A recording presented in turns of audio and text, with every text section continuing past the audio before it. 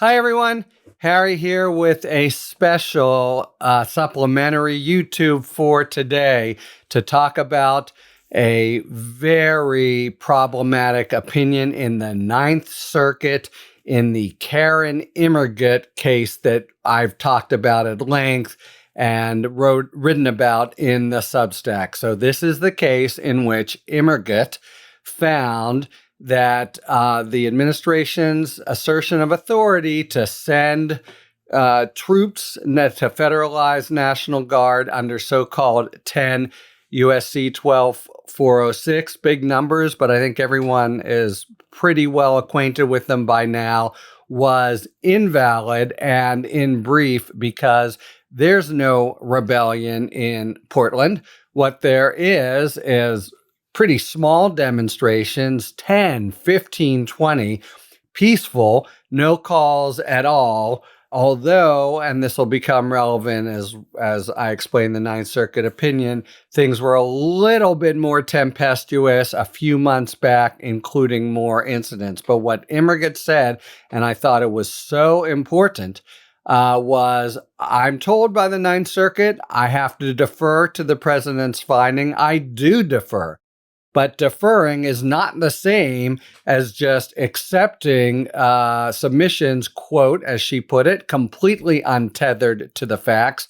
Anybody can see that there's no rebellion in Portland. I'm there, by the way, and there's just a huge difference between peaceful demonstrations with sporadic acts of violence and a rebellion. And it's the difference that is absolutely pivotal under the statute, because what the administration has to be able to show is either that there is a quote-unquote rebellion that has a meaning, and it basically has to do with an organized, an armed resistance to U.S. authority. We know what that feels like, people trying to claim that the U.S. Doesn't have authority and they want to take it over. Or alternatively, on another leg of the statute, that the U.S. just can't enforce its laws. Not that laws are being broken, which happens every day, if not every minute, but that they are overrun and can't enforce laws. That arguably happened, say, in 1954, when local authorities were keeping the U.S. from integrating the schools, arguably for a day or so after the Rodney King verdict riots in 1992. Just things were bedlam. What Immergut says is, but not here. There's a big difference between peaceful protests and sporadic acts of violence on the one hand, and rebellion on the other. And I've made a pretty big deal about it because this is an issue that's working its way in general up the courts. Right now, there's a very similar issue in front of the U.S. Supreme Court. The trial judge said much the same as Immergut. Then the Seventh Circuit said 3-0. There's no rebellion, and there's a difference between a rebellion and sporadic unlawful acts. And now they've moved for emergency relief in the Supreme Court. Okay, but that brings us to basically the same issue as it's working its way up in the Ninth Circuit and the opinion that came out today. 2-1 says Immergut has to be reversed. I hate that this is the fact, but it is the fact. The two in question are Trump appointees, including one fairly newly minted, very conservative one. The one who dissented was a moderate Democrat, by no means a sort of wild-eyed member of the Ninth Circuit. What the two said was basically, as they had done to Judge Breyer when he struck down the use of 12406, they basically take Immergut to task in a pretty damn imperious, high-handed, snotty way, and they say, she said she was deferring, but she substituted her own conclusions and determinations. What the hell does that mean exactly if you stop and think about it? Immergut goes through all the facts and then says there's a difference, as indeed there is, and applies it to the facts. There's a difference with small peaceful protests and sporadic acts of violence. and an actual rebellion. So I think it's basically an incoherent basis for reversal that they said she substituted her own judgment. I mean, judges every day set out facts, set out law, and give their reasoned determination whether the facts fit the law. That's what Immergut did. And what the two judges on the Ninth Circuit are even saying is not very clear or coherent to me. But they first say you must have deference, as Immergut had said. And then from there, to the extent there's a factual and legal dispute, it is that Immergut and Judge Kraber here in dissent look at the record that was in front of the president when he made this determination under 10 USC 12406. And basically, for the weeks before that, there had been very small demonstrations and maybe one or maybe zero actual incidents involving arguable breaks in the law. That's it. And the majority here, the two, say that was a grievous legal error, that she didn't take into account things that happened 4, 5, 6 months ago when things were more tempestuous. Still, you could argue, you could more than argue, still in no way reaching the level of a rebellion, but they said this was error not to kind of go all the way back. Though the statute, the issue is what was in front of the president at the time he made the finding. The second thing they say is Judge Immergut invoked or considered things that Trump had said on social media, like, Portland is overrun by Antifa and all this kind of stuff. Because the question is really, says the two people, what was the basis for the president's finding that he kind of runs off and is a gas bag, runs off the mouth on social media, means nothing. Again, incoherent. She didn't, Immergut, purport to say that showed it, but she took it as evidence. It's the same thing you could imagine in the Comey case. He says these very vivid things that have real force and affect his cabinet, say, here, Hegseth.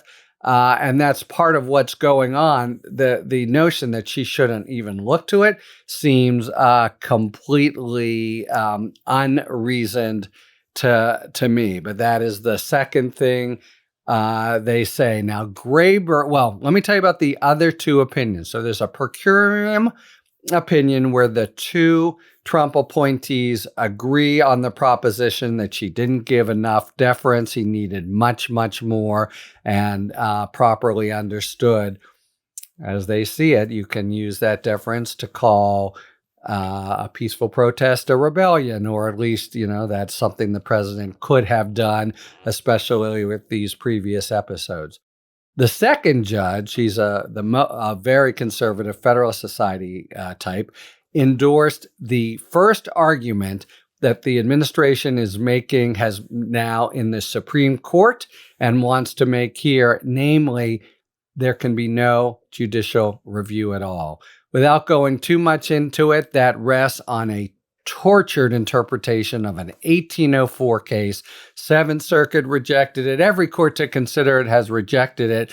But this guy, not to be outflanked on the right, says that it can't even be considered. Why? In essence, because it's a political question. That's, that the courts don't have expertise to weigh in on. Again, this just strikes me as complete nonsense. Judges and courts every day take facts and law and determine whether a term like rebellion under the accepted definition and the facts on the ground is met. When the Supreme Court has said it's a political question for courts not to consider, that's typically because it necessarily involves political judgments and political judgments only, or at least that's so as the court has asserted it. So they lack the expertise. They not only don't lack, but it's down the middle, the sort of expertise they have to decide whether a statutory term is complied with. So this is a really, to me, out there. We'll leave it with that. The issue is going to come up. It might have a couple votes in the Supreme Court. I think it's nigh unto ridiculous, but just to put it out there because it's now, in the ferment. And then finally, Judge Graber, Ninth Circuit Democratic appointee, though, as I say, a moderate Democrat, but she writes a pretty incendiary opinion. She says, very clearly, she goes through the facts. She says, as a legal matter, the question is, what was the record before Trump when he made this finding? And the record before him is what the last week or two had brought, which was basically nothing and just peaceful political demonstrations. And she rebuts other parts of the majority's opinion. And then she ends with a concluding kind of statement that is really remarkable and so much a sign of the times. She says she urges outright her colleagues on the Ninth Circuit to quickly, before Trump can jump in and start executing the sort of National Guard on the ground, which he's now been green-lighted to do, for them to come in and take this en banc.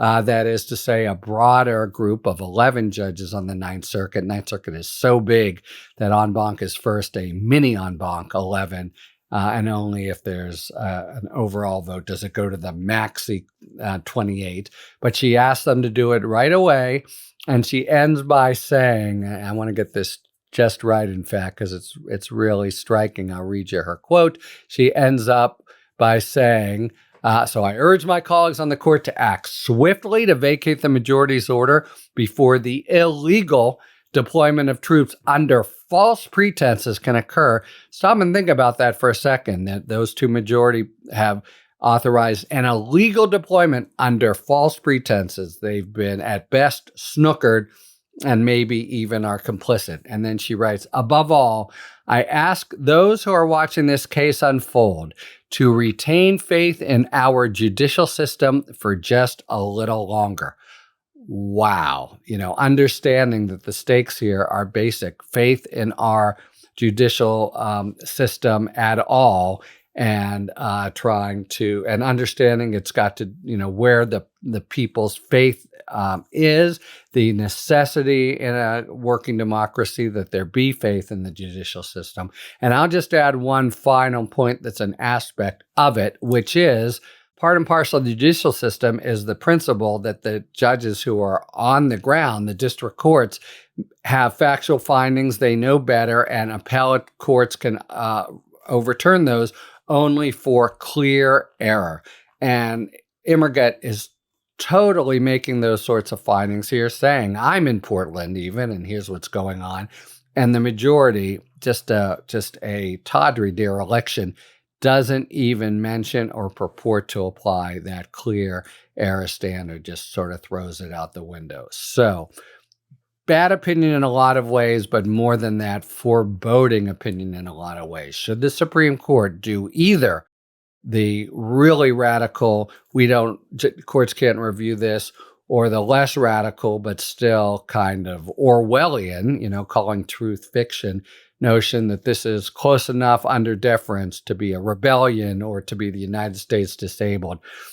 Man, oh man, oh man, the consequences are great because it would greenlight an emergency power for Trump that he could use in different settings, including the elections, and would give him tremendous anti-democratic power.